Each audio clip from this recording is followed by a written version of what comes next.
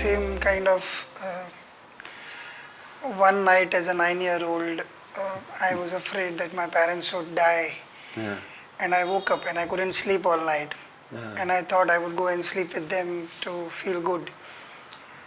But I remembered that every time I was afraid and I had gone and they would say, "Nothing, it's all right, and they would go off to sleep and I would still be with those thoughts. Yeah. So although they were not as dramatic as that, but that particular night I was up all night thinking, and I realized that they are going to die and they've been lying all along that it's going to be all right, it's never going to be all right. And the end of that night, around 5, my grandfather woke up and he was about to leave for his morning walk.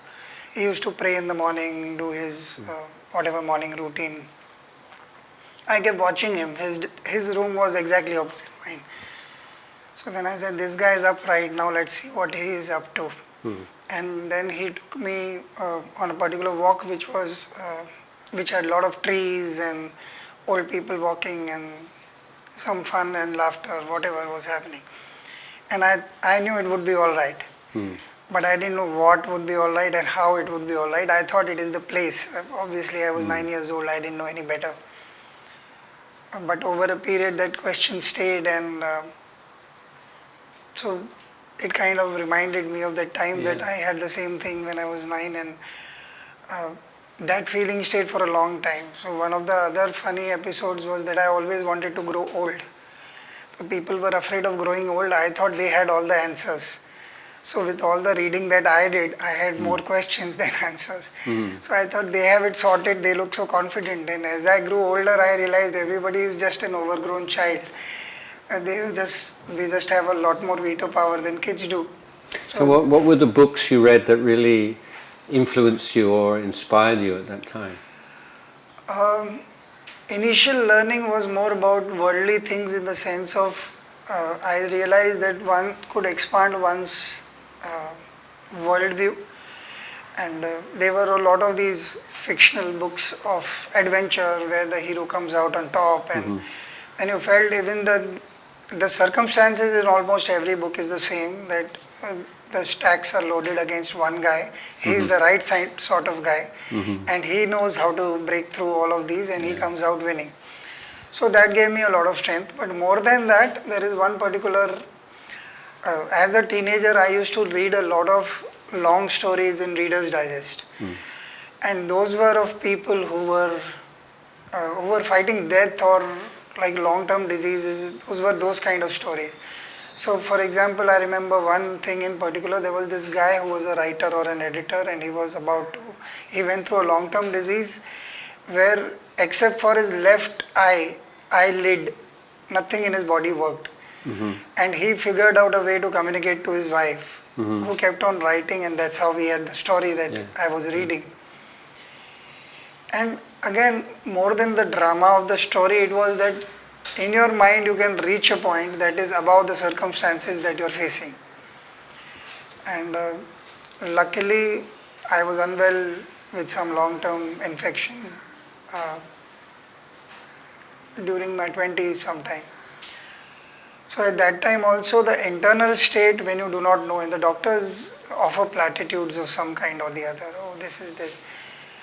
And there was a lot of drama happening in my body at that point of time. And what kind of things? Say if I would vomit, there would be blood sometimes. Oh really? Or something like that. And the first time I shared with people close to me, and I realized they were not up to it because they broke down very quickly. So I realized they are of no help, and I don't want to, I have enough problems of my own, I don't want you as a problem to my problem. So that was a bit of so I stayed, that was another night that I could not sleep, where I had decided that I am not going to tell them what is the problem with me. And that again, now because of the story that you shared, I am re-looking at it from a different perspective, that I was being readied for whatever other things were going to come up in life. But the one thing I realized is that this is the worst things have to be traversed alone. And because of something I read a couple of days back, was that in our minds we are the only ones who exist. And I thought that was an interesting way to look at things because that's how it operates. Like even if I am sitting with you and talking to you and we are supposedly two people having a conversation, I have my own thoughts about what the conversation is, or my feelings, or my comprehension. And that too is, with practice I realize that too is not to be trusted, because 3 hours from now I may feel either ecstatic or depressed that I should have asked this or I should have told this, and look, I came across as smart or dumb or whatever. So those judgments start coming up and again change my view. So now the question that I deal with most times is, I have a problem with the sacredness of the whole thing. Although I think everything is sacred. What do you mean by that? I'll come to that. There is a pedestal that is being offered to this kind of eclectic search of meaning, of truth, of this. Whereas life is life. So if I'm hungry, I'm just hungry. If I want to sleep, I want to sleep. We deny these as lower impulses. Vis-a-vis, there are certain higher levels of thought where we are thinking we are doing better because, so instead of, if I was using this time to go earn a living today, so I am a little lesser than what I am doing. Not in the sense of, so one thing I understand, that I am doing this with a spirit of service. So that is obviously something that is purifying me in some manner. But I mean as a choice between two things, and thinking that if I am fending for my family and earning a living today, a lot of this is not given any importance to. I am finding that all of this is now merging as one, and there is some other meaning at play. How you live, how you perceive things, how you see the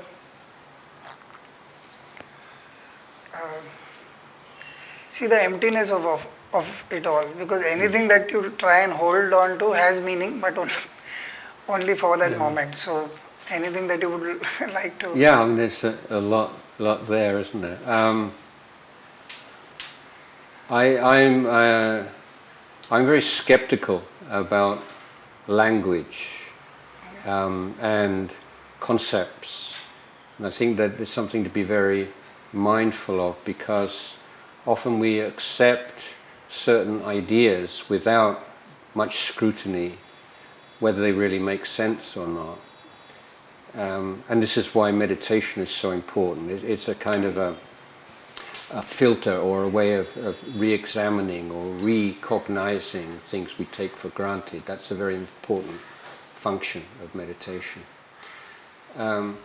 But one of the questions you often get is, what is the meaning of life? And that's just such a meaningless question. What is the meaning of life? So the assumption is there is something that you can put into words which is called meaning, which is over and apart from life itself. Yeah. And that's not the case, is it? You can say, well, what is life? What are you talking about? Is there such a thing as life, or are there individuals' life? So. Because when you're down to what you can actually experience as a direct experience, where you can say, well, what is the meaning of that person's life? Or what is the meaning of that flower? What is the meaning of a cloud? What is the meaning of the sky? It's not a valid or a useful way of thinking. And this is, Buddhism so pragmatic like this. It's saying, like, when you're going to pursue a line of thought, you have to be clear, what's the value of it, really? What's the purpose? What are you really looking for? So I've said to people before that sometimes we have to look for better questions. And if you're finding just confused, it doesn't mean you're dumb. You're just asking a wrong question. And this was, for me, I had to, again, going back to childhood, I still feel grateful to a teacher who wrote a comment on an essay I wrote, and he said, just because you can form a question, don't assume that it has an answer. And I never thought, it's just something, well, yeah, of course, but you just tend to question and answer. This is my question, what's the answer? But some questions are wrongly formulated. And of course, when I came to study Buddhism, you see this is a feature of the Buddha's discourse. People would ask him all these kind of questions and he would just keep silent, because whatever you say is just going to make more confusion. It's not going to lead to clarity. So let's look at the meaning of meaning, and if that's not too abstruse, what I think is a useful question is, how can I give meaning to life? How can I give meaning to my life? How can I lead my life so I feel that it has value? So I think value and meaning can be seen to be, what gives value to human life? What's valuable? What's a treasure in your life? So the example that gives so often is, if you do a good, kind action, then observe if like a month later you bring that to mind and you just feel happy, you just feel some joy in your heart. And after 5 years or 10 years or 20 years, when we're our age, it's like, even go back, and the moment that you recall some pure, kind action you performed, there's joy in the mind. So it's a treasure, they call it a treasure of the heart. And I was talking about this in America on this last trip, and saying this, when you perform good actions with a pure intention, observe, this isn't like a philosophy. Compare it when you've performed a good action with the wish or desire for some kind of reward. Not necessarily a material reward, but it might be people like you or respect you more or whatever it could be. When you recall that action, what you find is that what was recorded in your mind is a transaction. Even though you did a good thing and it had a good result, but emotionally, what has been like inscribed in your heart is a transaction, and you can remember it and you just feel nothing. So that's why the good actions are a really smart, intelligent way of creating happiness, long-term happiness, because wherever you are, however many years pass, you remember it and you feel joy. So it's a wonderful thing to have in your life. So I was talking on this topic in America, and a gentleman who was looking after us, we went to stay at his house, and he said, "Oh, that really resonated with me a lot, because it reminded me of something that happened." I was 16 years, so he was 70 years old now. He said, I was 16 years old, I had my first car, and I was driving around, and I saw a little boy sat by the side of the road crying, and I stopped the car, and I said, "What's wrong?" And he'd just been to buy some milk in the local shop. That was in the days when milk was in glass bottles. Yeah. And on the way home he tripped over, and the bottle had broken, and all the milk had drained away. And he was afraid of going home to his mother. So this gentleman said, so I said, "Get in the car," and he went back to the shop, and he bought the boy a bottle of milk, and then took him home. And he said, just that small thing, and now 50, 60 years later, I think I've got tears in my eyes. So it's not like superhuman bodhisattva levels of renunciation and kindness. Just this ordinary, mundane, everyday, something that everybody can do, but it's a way of creating lasting joy in your heart. And a lot of people in Thailand and Buddhist countries, how can you help somebody at the end of their life if they had no spiritual practice at all? You can't just teach them to meditate in the, when they're already in physical pain and they're in fear. And my advice, and other teachers now, we're talking about this a lot, is encourage that person at the end of their life to recall those actions in their life. You think, well, you feel really proud of. The things, the small things, anything that whenever you think of it, you feel that sense of wholesome, good pride. And, well, I may not have achieved much in my life, but I did that, that kind of thing. This answer has me thinking of a completely tangential question. Yes.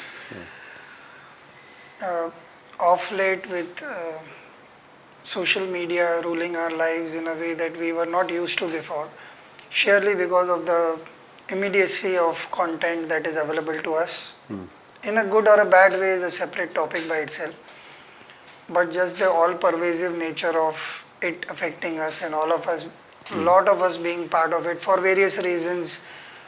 So we may choose topics based on our interests, and those things are apart.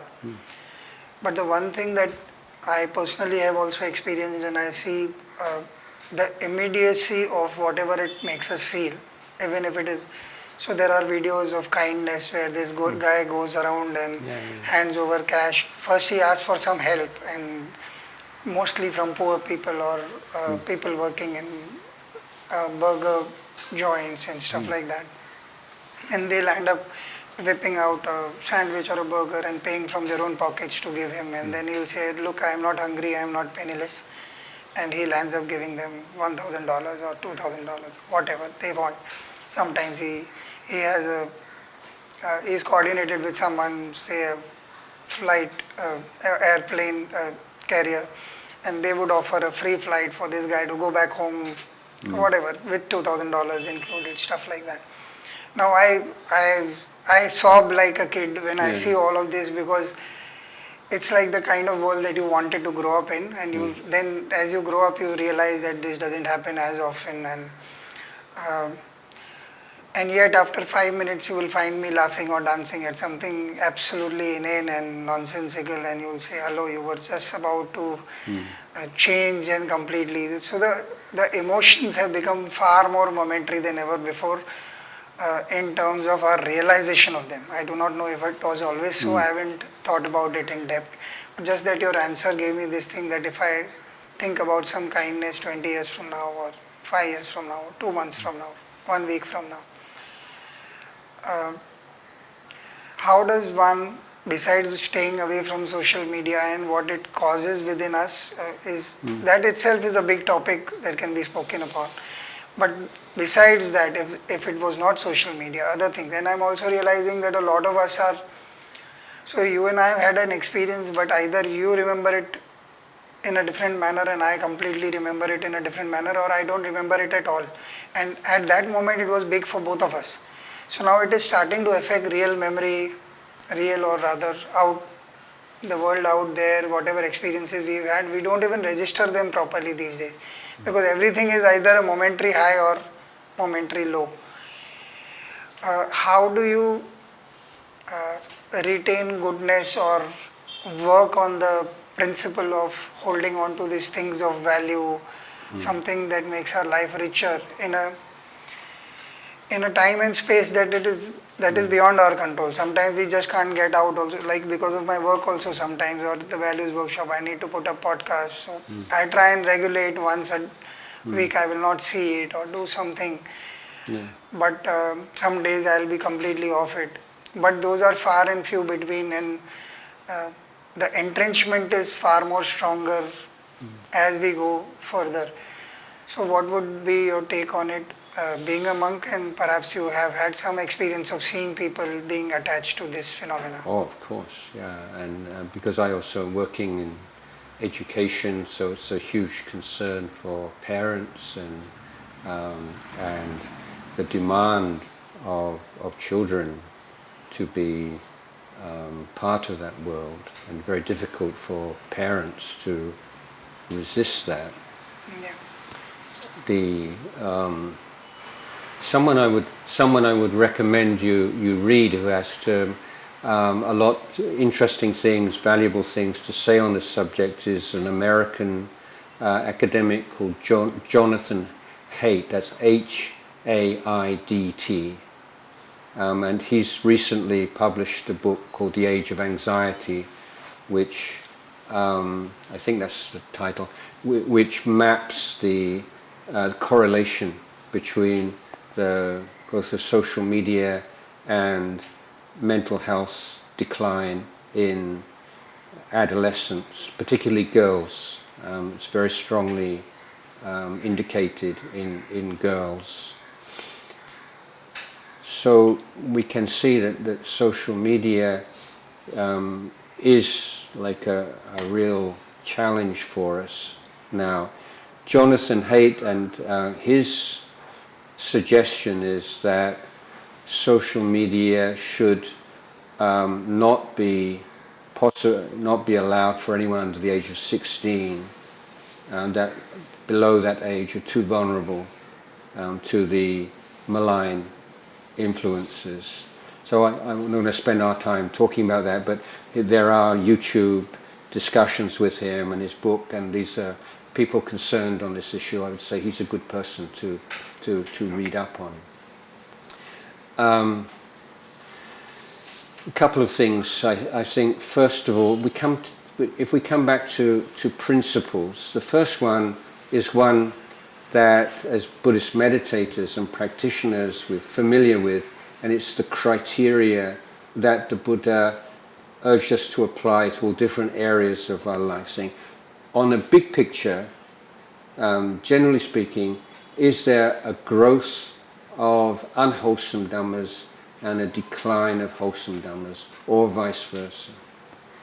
So this gives us our guide as should we be involved in this venture, or should we do this, or should we do that? Should we pursue a friendship with this person or that person? So all these ideas, these questions of to what extent should we be involved with something or someone, then you take that criteria, which of course is dependent on you being somebody who is able to recognize what unwholesome dhammas are and what wholesome dhammas are. So for a majority of the population, maybe that's not such a practical one, although of course the more extreme unwholesome, whether it's anxiety and depression and so on, these are suicidal thoughts, these are recognizable. But I think that the more practical one is the idea of what we call matanyuta, or the right amount, not too much, not too little. So that's a concept almost everyone will say, yeah, that makes sense, yeah, not too much, not too little, okay. But then you say, well, how does that apply to this particular topic? So how would you know if you're spending too much time on social media? How would you say? Would you know? What would be the indications? I think the other extreme of too little is probably not one we need to worry about too much. But are you aware of, whether it's a child playing too much video games, or is anyone too much? Or what would be too much in this situation? So if you can take as a shared foundational understanding, we should try to live our life in this way. It's not in all things, not too much, not too little, it makes sense.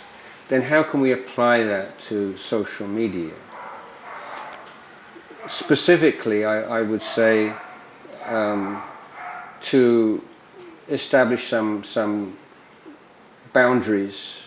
For example, not to look at social media for half an hour before you go to bed at night, and not for half an hour after you get up in the morning. And so that should be a time for spiritual practices, or just to be calm and quiet. And so, because if you're going to bed in a very confused state of mind, then you'll wake up in a confused state of mind. And if you give a little time just to calm your mind, a little bit of meditation and sending thoughts of loving kindness before you go, you'll wake up in a good state of mind. And for meditation practice, early morning is the best. That's when you really do the work of meditation. Because in the evening, for most people, end of the day, you're kind of tired. It's more of a relaxation. But the actual more effort put into this understanding of the body and mind through the tool of meditation. That's early morning. So you don't want to start off by looking at your social media. You're just like poisoning the well before you start. True. So I think that helps. And of course these days there are apps that give you information about how long you've been on your telephone, and so there are those kind of external supports. But the practice of mindfulness is one which is always accompanied by sampajanya. So that's usually translated in English as clear comprehension. And that includes clear comprehension of purpose and clear comprehension of suitability. So that means bearing in mind, why are you doing this? And suitability means if you have certain goals and values and standards, is what you're doing right now in harmony with that goal or not? So those are the kind of things that you need to bring to mind.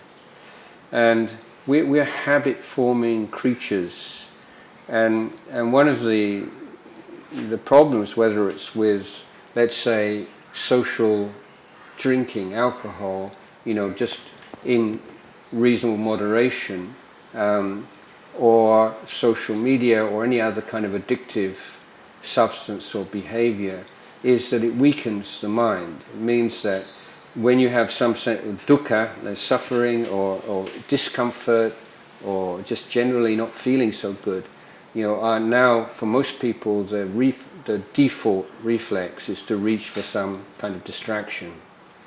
So whether it's a drink or a drug or a pill, or whether it's YouTube or social media, this is the default. It becomes the default habit.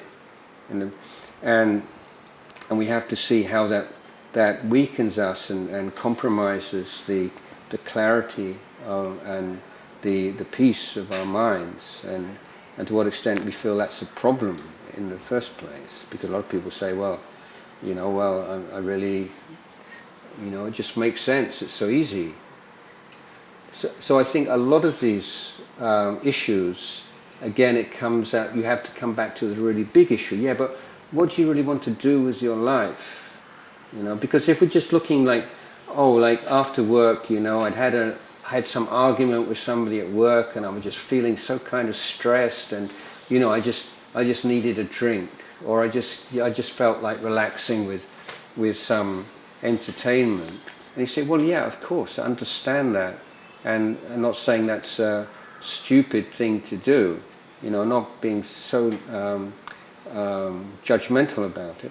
But nevertheless, if in the big picture of your life you're developing some very worrying habits, that you're not stopping and looking and saying what's really going on here, and looking at the root of problems and developing the skills to be able to deal with them. So that's what you miss out when you follow that path. And it's because people not used to standing back and looking at their life in that kind of way. And I think this is why meditation again is just coming back to the present moment, coming back to the body and the mind. And this is the real world, this is what's really going on. There is one question that had arisen, but I forgot to ask it in the flow of things. So is my understanding right, if I understood the import of the answer you gave at that point, was that my question was, what is the quality of dukkha that kind of leads to wisdom? Yes, sorry. So I digressed a bit. So in the most profound teaching of the Buddha, Paticcasamuppada, there is one sutta where we go through the 12 links of the Paticcasamuppada, of the very profound analysis of how dukkha arises in the mind and body. And then, but in this particular sutta, when it says, with dukkha as cause, sattha, faith arises. So sattha received in a wise way the recognition of dukkha, and recognition as a universal factor, leads to faith in the practice of Dhamma. So you're willing to make the kind of sacrifices and commitments which are involved in training human mind, because you see the all-pervading nature of dukkha. So the ordinary person, the dukkha, and then the mind just falls into this pit. But with that foundation of right view, then dukkha is actually strengthening you in your wish to practice and to train, because the dukkha, as we experience it, is conditioned by defilement. This is, you say, the basic hypothesis, the Buddhist hypothesis he gives us. You know, human mental suffering, mental pain, it's conditioned by defilement. And unless you do something about defilement, or three groups of defilement, with the group of the greed group, and the anger, hatred group, and the delusion group, unless you do something about those, they're not going to disappear by themselves. They're not going to disappear through ceremonies or prayer. They will disappear through the systematic application of the Eightfold Path. So if you don't follow the Eightfold Path, you're going to experience dukkha forever. It's never going to get any better. Well, it might get better in some ways and some areas for a short period of time, but you're still caught up in this samsaric struggle. But the momentous, occasion is where you say, okay, I'm going to follow the path of the Buddha and start to reduce the defilements in the mind and deal with the root cause of dukkha. So that's when we're taking refuge in Buddha, Dhamma, Sangha. So it's the recognition of dukkha as a phenomena. If you say, I'm suffering, that's not understanding dukkha, that's not recognizing dukkha, that's still, it's me and mine. But I think one of the most important paradoxes to understand is that you can only really understand dukkha profoundly with a happy mind. If you're suffering, if you've got a miserable mind, you can't understand suffering. So this is why the path of meditation is so important, because that inner joy and happiness, whether I say recollection of goodness or the development of mindfulness and samadhi, these are giving you a strength and a stability and a clarity and a happiness that enables you to look very clearly at the nature of body and mind and understand dukkha in a very most profound way.